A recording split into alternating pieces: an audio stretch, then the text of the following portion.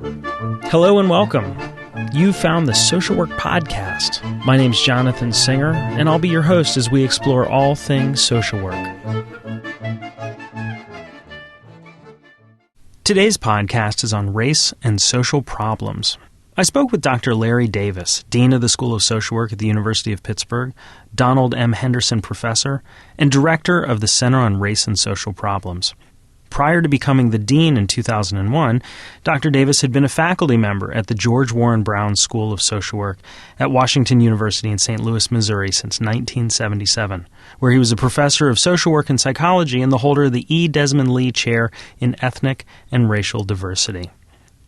Dean Davis received his Ph.D. from the University of Michigan's dual degree program in social work and psychology in 1977. His professional interests include interracial group dynamics, the impact of race, gender, and class on interpersonal interactions, African American family formation, and youth. He's received research funding from sources such as the National Science Foundation and the National Institute of Health and National Institute of Mental Health. Dean Davis is the recipient of the University of Pittsburgh's Chancellor's 2007 Affirmative Action Award. In our conversation, Dean Davis defined racism, the role of race in understanding social problems, and how issues of race may or may not change as the percentage of whites in the United States continues to decrease. We talked about some of the racial and gender issues in the current election and talked about how race is different from gender as a point of diversity. We also talked about race and social work and what social workers can do to fight racism. We ended our conversation with a discussion of the Center on Race and Social Problems and what it's doing to fight racism. And now, on to the interview with Dean Larry Davis and race and social problems. So, Dean Davis, I was wondering if you could define for us what you mean when you say race and what you mean by social problems. What is a social problem? What makes something a social problem? Okay, the first one, what is race, is the more difficult of the two questions by a long shot. There are people who sort of talk about the myth of race, that there is no race, it's the human race. But for practical terms, it's a social construction that people do recognize that people are different colors and belong to what people consider the major racial groups, of course. For practical purposes, and I'll speak mainly thinking about here America, for America, the major definition has been color. Unlike some other countries which define people by other definitions. For example, I was in Singapore many years ago, and I saw a person, and I asked a native there, what race was that person? And he said, oh, well, he's Malaysian or something. And I said, well, what about the next person? And he said, well, he was Chinese. And the person was Chinese who was much darker than I am. I'm black. He said, this guy was much darker than I am. So I realized we had a problem. I said, this guy's not Chinese. He said, oh, no, he's Chinese. He talks Chinese. He walks Chinese. He was defining people culturally. America, that doesn't wash. America defines people racially. They don't care what language you speak or foods you eat. It's sort of that if you look black, you are black. An example of this is that Tiger Woods has tried desperately to be classified as something else. But America and the world continue to classify him as black.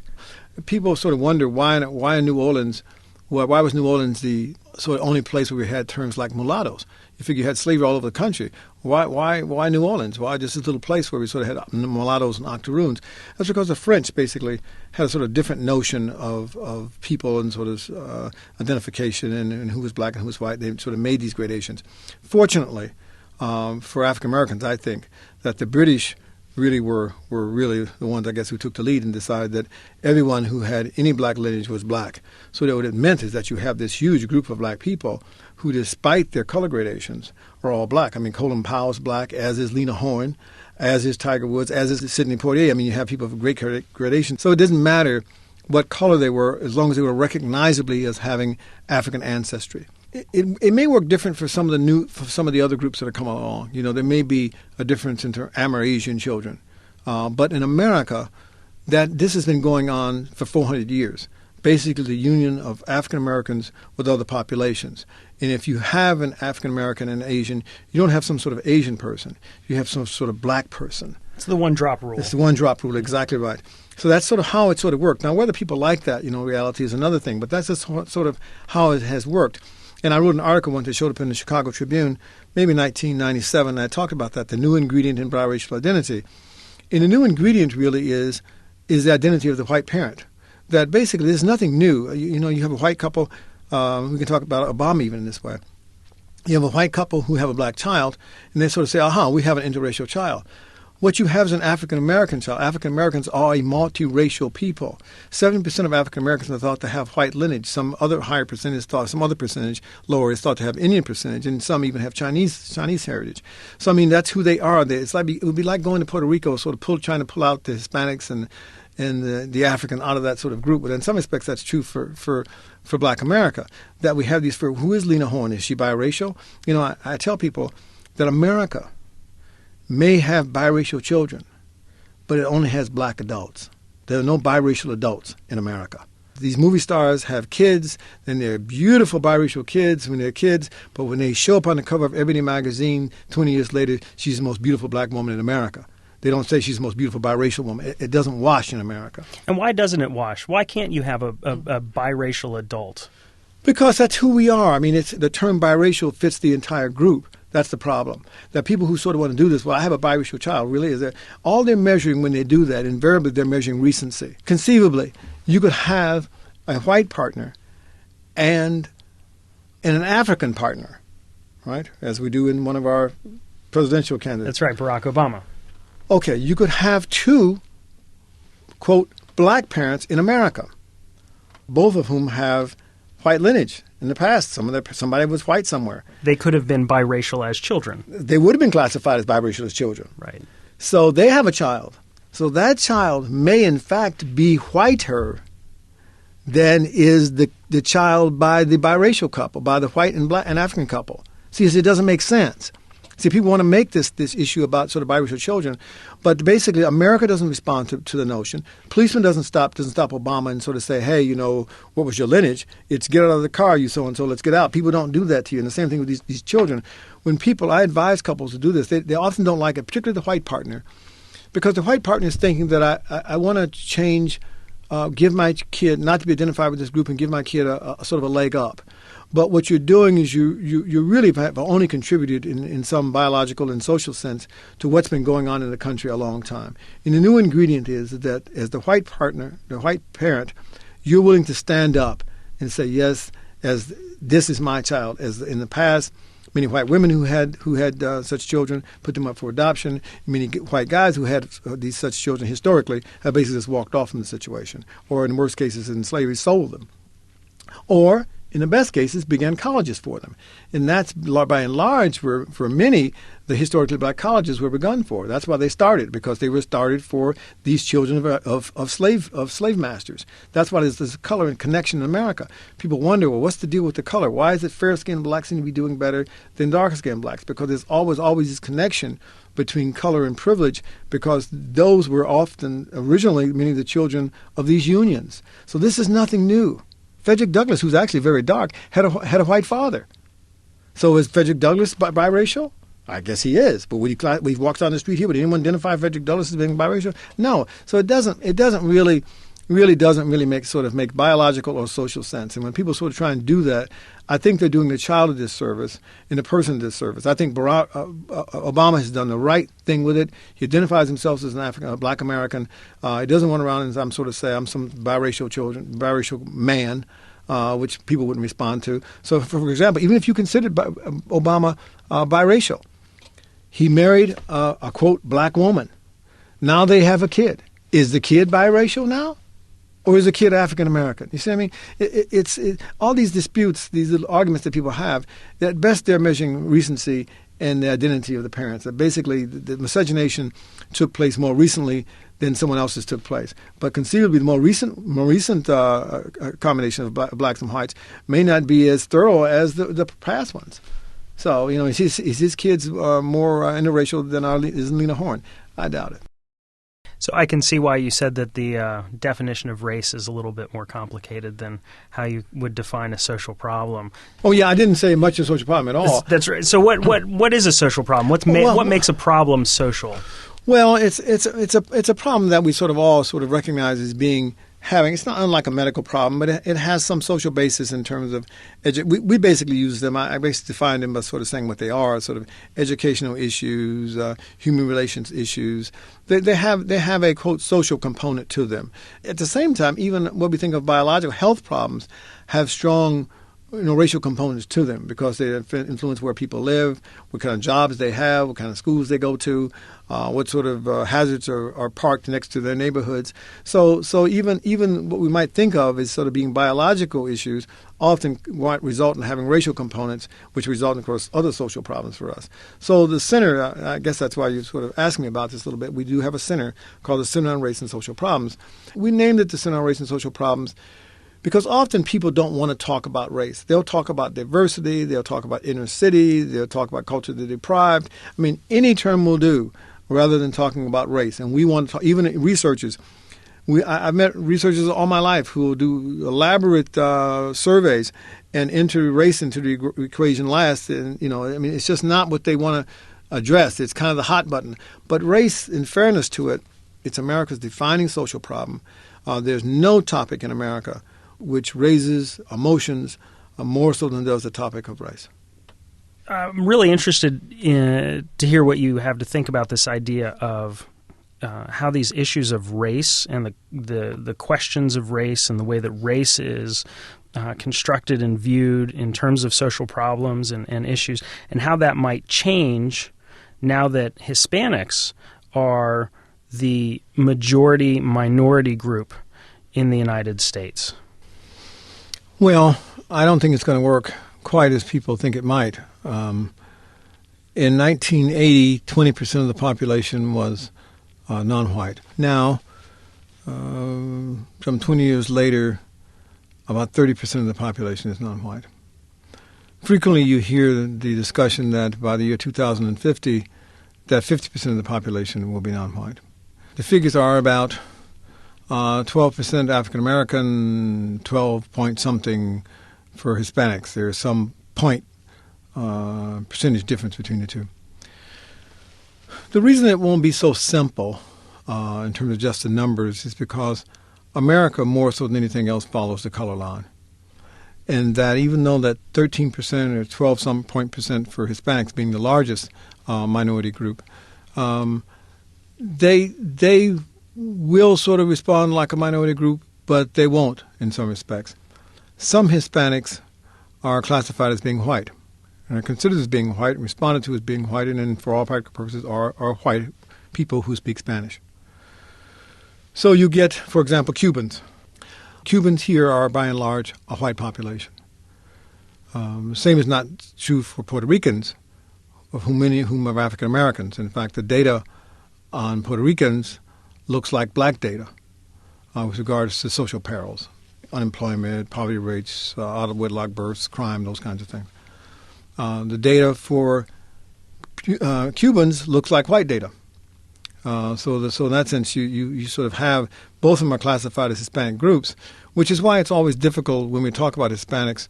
We need to know who we're talking about, because what we do is we put together a Puerto Rican group, Cuban group, and the largest group, Mexican Americans, which are 60%. So you put those together and you come out with a mean, but you don't know exactly who you're talking about. The groups such as Cubans, Argentinians, and Spaniards who are here lift up the mean for Hispanics on some given phenomena. But the larger group is probably truer measure of Hispanics is probably that of Mexican Americans, who sort of fall in the middle between. They also happen to fall in the middle in terms of some color. That in the absence of anything else, I would tell someone to really look to tell me the color of the Hispanic group, and I would have a better chance of telling you how that Hispanic group is faring in America. So how they're faring will at some point have to do with how they're going to vote. So while they're going to be 12% of the population, they may not, or 13% of the population, they may not all vote like we think about Hispanics, that say some 5% may vote as whites, and the other 8% may vote as people of color. So it's not going to be as simple as people think. So that would be the main thing I would sort of say about how it's going to work. And there's also the difference too. The Hispanic populations are younger, and also we have to think about how well they're doing. The world isn't all about race and color. It's funny, there's a quote by Ralph Ellison that says that we should attempt to stare down the deadly and hypnotic temptation to see the world in all its vices in terms of race. Everything doesn't have to do with race. I mean, it's a powerful predictor, but it doesn't explain all the variance that goes on in our lives. So clearly race is an important issue for you, as it is for the United States, but I'm wondering what you think is the importance of race for social workers. Why should social workers be concerned about race? As we mentioned a little earlier, racism is America's defining social problem. I mean, it has a legacy in this country. It's been important to the making of the country. Virtually, I can't think of any problem that doesn't have some sort of racial component. When we look at the social ills of our society, whether it be crime, poor education, poor health care, poor quality of communities, we can look at them by race in some way, and that race often determines who is doing better than someone else. And by not acknowledging it, social workers really are not addressing the elephant in the room. That social workers in particular are committed more so than any other profession to work with low-income individuals and to fight for social justice. So for us not to acknowledge the importance for race is really not to address a major component of what's causing social injustice and societal inequities. So we have to sort of know something about this. I mean, even if the demographics weren't changing, but the fact that the demographics are changing, that you are having a higher percent of non-whites in the country, means that you will have a higher percent of cross-racial interactions, that whites who want to interact, to be relevant today, you might have been able to go in some backwoods place and hide from race in some another period of time. But I always tell people today that the character for crisis and opportunity are the same. And for those people who really want to be often at the heart of where things are going on in the country, the major crises found in the country, will really have to come in contact with these demographic changes that are occurring. So our students and social work students and our social professionals need to be aware of the issues. They need to be aware of their strengths and the liabilities in cross-racial interactions. They need to know the realities that their clients face. I mean, at one time, I think social work focused more on internal functioning, mainly because of its psychoanalytic bent, that basically the problems resided within the individual. But that very thing is what always has made social work different than psychology. The psychologists basically viewed the problem as residing within the individual's head. Somehow it was an intrapersonal problem. But social workers have always recognized the human behavior in a social environment, that the social environment was a major component, that where people lived, where they went to school, what was going on inside their communities, influenced greatly how they themselves become. And some people may say, oh, those things aren't important. If people want to do well, they can do well. And the same people are the ones who make sure that their kids are in some private school paying $18,000 a year. And I always want to say to them, if the environment doesn't matter, if friends don't matter, if your context doesn't matter, then why are you willing to pay so much money to make sure that your kid is in this pristine environment? Because you do recognize that it matters on some level. So one of the things that you mentioned earlier was that race is the defining issue. If I was talking to Gloria Steinem, she might say that gender is the defining issue. How could you say that they are different? This is interesting because this Sunday's New York Times had an article on this very topic. I don't know if you saw it or not, but I've forgotten what the woman's name was. I think it's Harlan, but the black person's name was Frederick Douglass. Well, as it turns out, they had been sort of allies in both trying to get the right to vote. And it sort of came down as to who would get the right to vote first. Would it be men? In this case, would it be blacks get the right to vote as men, or would it be women? And they argued about that. And one of the comments that was interesting that the women made, of course, the woman made was why should women be denied the vote and let someone who is less unlettered, and a farmer and clearly not a socially sophisticated person vote when the women couldn't vote? And Frederick Douglass' response says, well, we'll support that when you're hunted down, when there's genocide being carried out against your group, when your brains are being smashed out in and the sidewalks, when you're being lynched by the thousands in the country, then we support such a view. And that's, but this is a fair debate, and it doesn't really go very far, in terms of that some women would say, of course, it is a gender issue, and some would be the racial issue. But you have, if you look at, some demographics in terms of who is in prison, who has a longer or shorter life expectancy, who is better educated, who is hungry, whose kids do well. I mean, you see this really major racial sort of thing coming up. Not that you don't want to say that gender. I mean, it's kind of, I don't really like getting into it because I don't find it that terribly productive. But you have to think that in terms of the people who are likely to be killed this evening, if you were to send a male and a black, either female or male, a black and a white out into society, that you would get that the white female would be less likely to be harmed, even by legitimate agents of our society, than would be the black person. What has something happened with black women in terms of the movement is that largely what people argue is that the women's movement, that many black women aren't in it because race does trump gender for them, that even the white women don't treat them so well. So that this is, and they're double whammied, that they get, their black women are perceived as even being less feminine than white women. So even as women, they're discriminated against, even by the women who are their allies. So, and of course, occasionally you'll hear some black women, some arguments sort of saying something, well, your mother owned my mother, sort of. We really get really carried away and go back to the whole thing. But black women have real issues about the gender issue as well. So, I don't think it's a particularly productive argument. But I do think that you're seeing some things take place with the present presidential election, where we do sort of see a black man running and a white female running. And we'll see how if people do vote with their identities or if they vote with what they think would be the best candidate. So when you say if they vote with their identities, you're saying that women would vote for a woman, African Americans would vote for an African American. Right. And what I thought was what has made this race so noble up until this point is that black Americans did not immediately flock to Obama.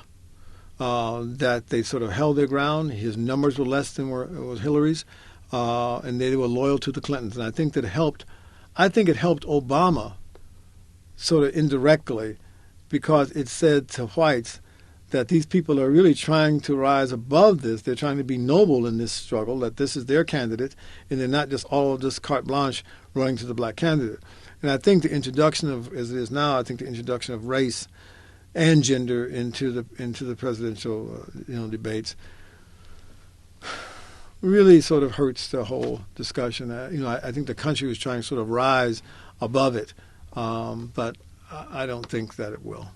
And by the introduction of race, you're talking about the comment that Hillary Clinton made about Johnson and Martin Luther King, and how King couldn't have done what he had done without Johnson, of course, white president, and that has brought race back into the issue, right, into the race. It was unfortunate because I agree with Obama said that he didn't think that was her intent to do that either.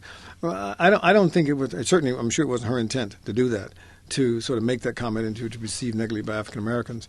But it did heighten the salience of race to the whole discussion. But there is something to be said in terms of Hillary's point. It isn't, it's sort of the discussion about, do the times make the man and the man makes the times. I think if King had come along during Bush's time, I'm not so sure he would have been successful. He might have been. But it certainly didn't hurt to have Johnson in the White House, a Southerner who had some sense of legacy, some sense of wanting some change. But that's not what I don't think she meant that. I think she wanted to see the interplay between the two. But I think the whole introduction of race and gender in the discussion again is detrimental to the sort of the America's rising above it. We have a woman candidate and an African American candidate. Do you think that there's some way in which that is a setup for the Democrats, in the sense that we have two groups that have traditionally been considered sort of oppressed running against each other? No, I think it's a sign of the time. I think it's a great thing. I think that I think that Americans recognize that it spoke well for them. I think it's what's generated attention for the Democratic race. People are excited about the Democratic race, in part because you have these two historically unelectable people who are running. And it says that we've risen above some of the old racial or gender stereotypes, and we're trying to be bigger and better than we have been in the past. No, I don't think it was a setup. I think Hillary generally wants to be president. I think it just worked out that way. Her husband president, and now she's got a chance to do it. She's smart. She's capable. And one thing I do feel good about the candidates is that actually I like all three Democratic candidates. Edwards, I could live with Edwards, no problem. Hillary, I think Hillary's smart enough, and she's done stuff. She knows things. She'd be a perfect president. And I think Obama would be fine as president. I think he would be. He does bring something that she doesn't. She does bring the experience. She is Washington savvy, knows in that sense even world savvy. But he does bring hope that we'll do something different. We're tired of what we've done. So, and both points are valid points. So either way, I think, it may boil down in a way that people didn't think it should happen. But I think ultimately we'll wind up with a good president. So I want to ask you a question that takes us off of the issue of politics and back onto this issue of social workers. Do you think that there is well, let me back up.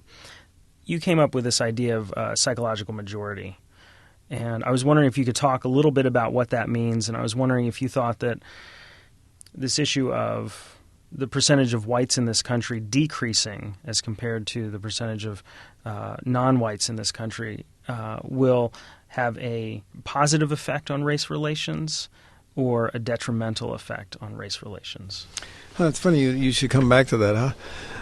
As I said to you doing a break, that I really have had but one original idea in my life, and it is something called the psychological majority. And essentially what it says is that because blacks are so often in the minority, that whites are accustomed to being overwhelmingly the majority, in that numbers of blacks which exceed the traditional numbers of African Americans in some setting can cause whites to feel, even though still in the numerical majority, to feel themselves outnumbered. And that's why I call it the psychological majority. That some ratio around 30%, we sort of know we pick up tipping points, but the argument that I make in one paper I wrote is that a group which has equal numbers of blacks and whites, say 50-50, that whites are psychologically outnumbered in that group because they're accustomed to being in a numerical majority. And now the numbers aren't to their favor, so they do feel themselves to be sort of some. So, for example, we see this happen in a lot of things: bars, schools. But we do know from the literature and work in this area that the 50-50 ratio of black to whites in particular. Now, what's interesting about this discussion is what do the other groups contribute? Hispanics and Asians. As we sort of said, just figure it around the year 2050, what would that look like when we have 50% percent? So theoretically, you're right. As the numbers of non-whites increase relative to the numbers of whites, we might expect more friction, because this is where because what happens, at least in my own research, when there was a clear majority, when whites were either 25% or blacks were at 25%, both groups seemed to understand whose group it was, whose school it is, whose bar it is, whose neighborhood it is. But when it got to 50-50, then there was this fight for dominance. Now, this really was true for men more so than for women. In fact, much of what we know about race relations or racial problems really have to do with male behavior. It's us, the guys because we strike these hierarchies. We want things hierarchical. Who's the boss? Who's the chief? There's an interesting comment that's sometimes made about women's groups. It sort of says that the problem with men's groups is that everyone wants to lead, and the problem with women's groups is that nobody wants to lead. So women are comfortable sort of without having sort of a strong hierarchical structure. But guys will establish one. So when you have this 50-50 ratio, it's the worst case scenario for sort of conflict between groups. Now, again, you introduce some of these other minority groups, and who knows exactly how it's going to work. But we can't. But from what we know, we would expect that conflict in the country, as for example, you have cities. I came here from St. Louis, which is 52% black, and Pittsburgh now, which is 27% black.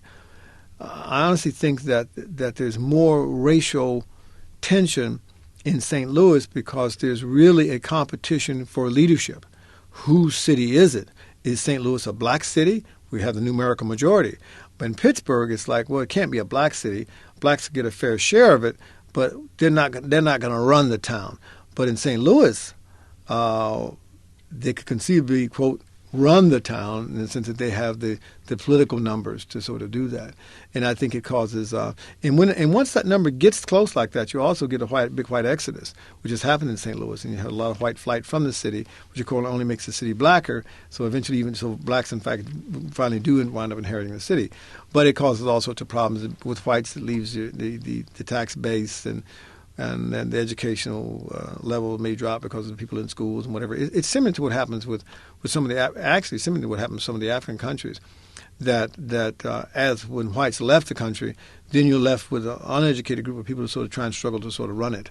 And in some respects, I think some of the cities, black cities now, well, because of the white exodus, of course, certainly they're short of tax base, but they're also struggling in other areas too. So what can social workers do to fight racism?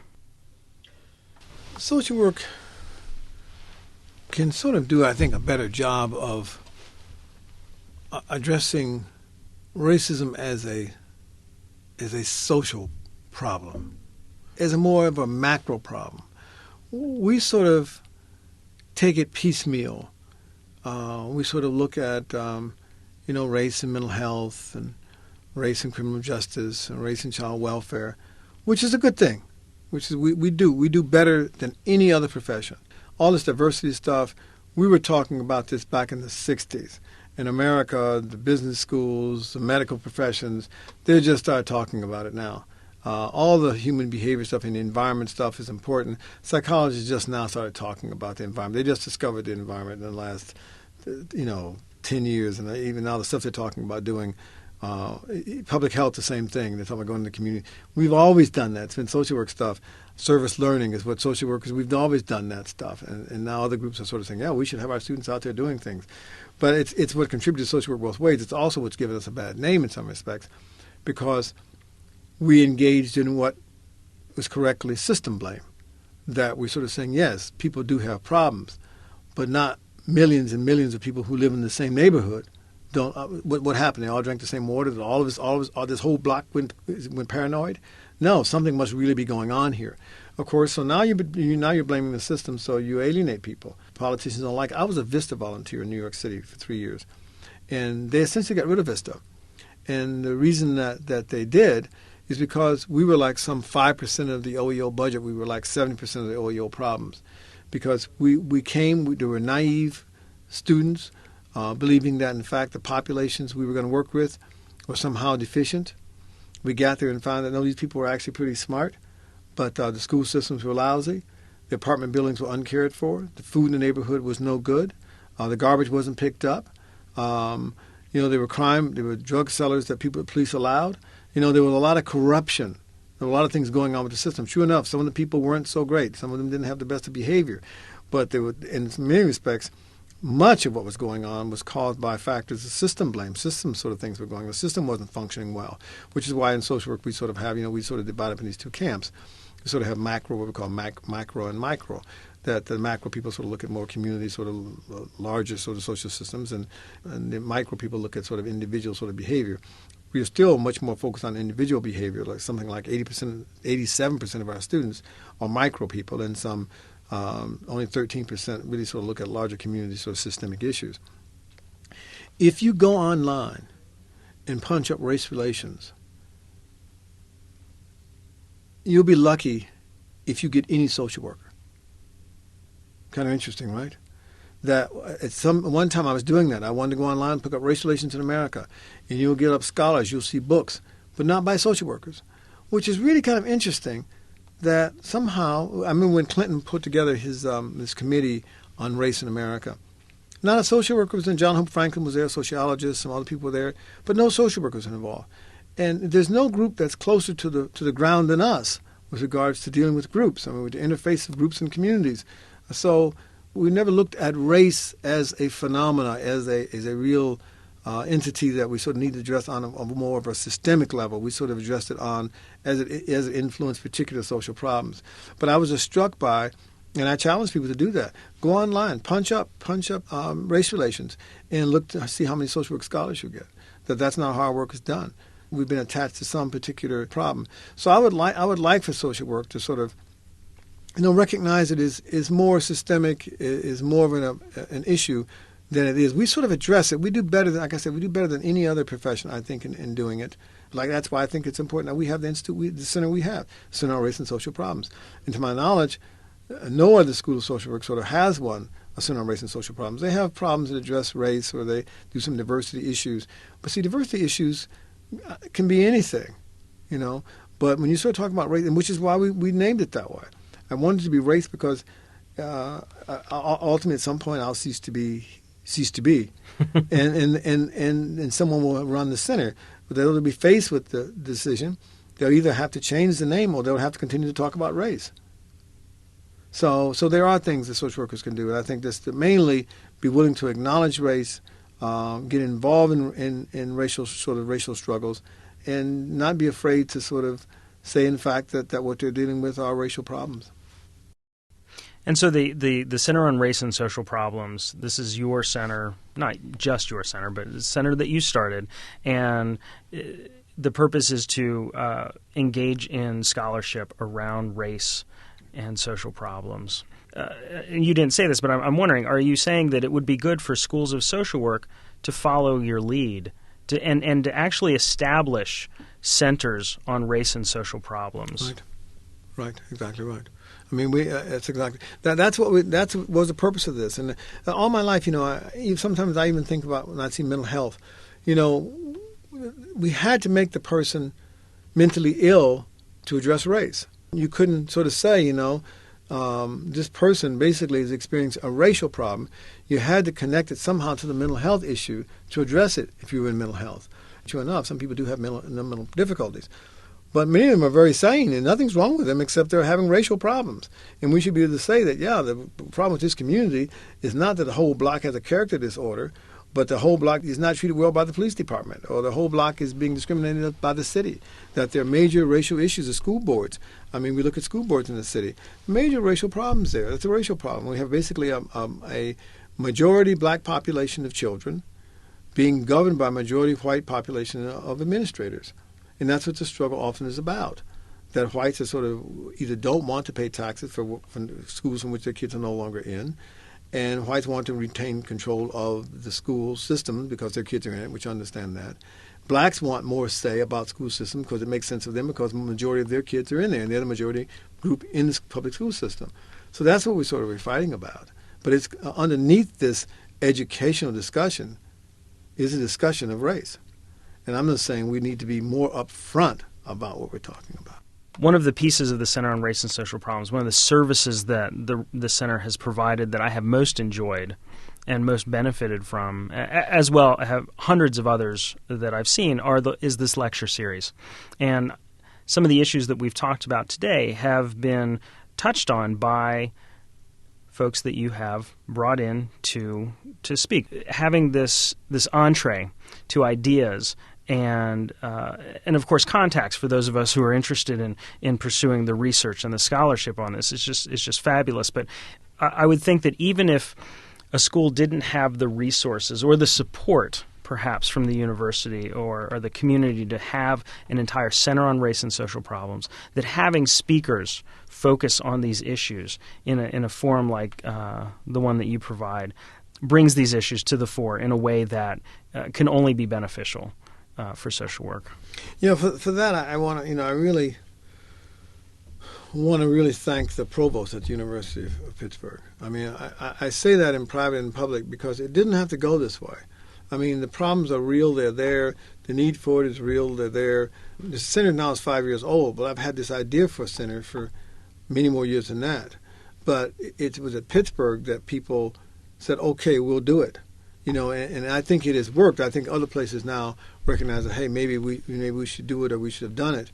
And we're seeing a lot of people who are copying us, even within the university now, other departments or other schools around our university, who are sort of having some series because they recognize how popular they've been. They've been tremendous. The speaker series have been tremendously successful.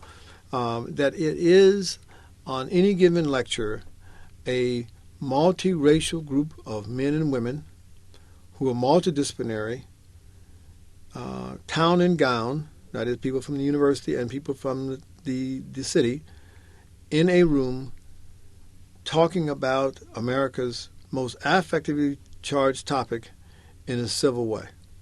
It is short of a miracle. It's fabulous. I mean, you know, that we did exactly what we set out to do. In fact, we did more than we set out to do. We were surprised that the center has really done so well. I mean, we have 8 speakers a year, 4 each semester, and they've come from everywhere: Princeton, Harvard, Michigan, here. I mean, and we have a balance of sort of. We've done some things that are kind of unique with it. We've had a balance of sort of national and sort of local people. We sort of have the local people so it doesn't become too ethereal. So that, for example, we had the head of the Urban League to speak. We had a person who's been, in the case of Salahuddin, who's been the old guard here for black leadership in the city, who's struggled with the city for a long time and knows sort of what's been going on. We have people like Orlando Patterson, who's come in, or Elijah Anderson, who've come in, or Julian Bond, who've come in, or some other scholars and people who've come. So we have a mixture of people, and we have a mixture of also black and white speakers, which has really been helpful to us. And I was mentioning this to someone yesterday and after the talk, is that the thing that I'm so very proud of that we managed to do is that we have, as I said earlier, it really is a multiracial group of people attending these things. I don't know if there's ever, there's never a complete dominance by one group. I was going to say, I don't even know if blacks are ever in the majority or if whites are always in the majority. I don't know exactly how it goes. But because we've addressed it, it's not an African-American center. I tell people this in public. I tell people this in private, that it's not a black center. It's not a white center. Racism is America's problem. So let's not put it on any particular group to resolve it, to solve this problem. So, and I think that's reflected in the leadership of the center. There's Ralph Banks, who's white. There's Hidi Amatane, who's Japanese. There are other people, so it really has a multiracial balance and field. And the speakers balanced by gender. So we go to great lengths, though, to sustain really racial and gender balance in the center. First and foremost, the center is a research outfit that our job is to produce high-quality research, race-related research. The second is to mentor scholars such as yourself, people who come through, who want to know things, who can be involved with us, work on projects, postdocs, those kinds of things. And the third area is what you're referring to already, and that is about the speaker series, the dissemination of information that people have. The center provides a forum. And to my knowledge, there was no place at the University of Pittsburgh where people could come gather like we can and talk about. I remember one lecture in particular, very early in the center's history. There's a woman here by the name of Kathy Blee. Kathy Blee's in sociology, and she studied some lynching. And here we were in this room talking about what is clearly a highly affective charged topic, lynching, in a context that we could never have done otherwise. Where would you find a group of people that could sit down, a multiracial group of people sit down and talk about this topic without either yelling at each other or feeling too guilty or feeling angry or something that would prohibit the conversation from being productive? Well, it happens in our school every month. Somebody comes in, and Jonathan, you're always there. I always look for you in the crowd because I know when you're there, then I can start. That's so, right. You typically ask questions or something, but they really have grown. And we did them thinking this little lecture series, we thought we'd have 30, 40 people. And now we have, virtually always we have 100. we may have 140 people who come in. It's really taken off, and it's really been one of the highlights of the center's development. That's great. Well, Dean Davis, thank you so much for taking time out of your busy schedule to be here and talk with us today about issues of race and social problems. Thanks, Jonathan. It's great to be with you. I'm Jonathan Singer, and thanks for being with me today for another episode of the Social Work Podcast. If you missed an episode or have suggestions for future episodes, please visit socialworkpodcast.com. If you'd like to support the podcast, please visit our online store at cafepress.com/swpodcast. To all the social workers out there, keep up the good work. We'll see you next time at the Social Work Podcast.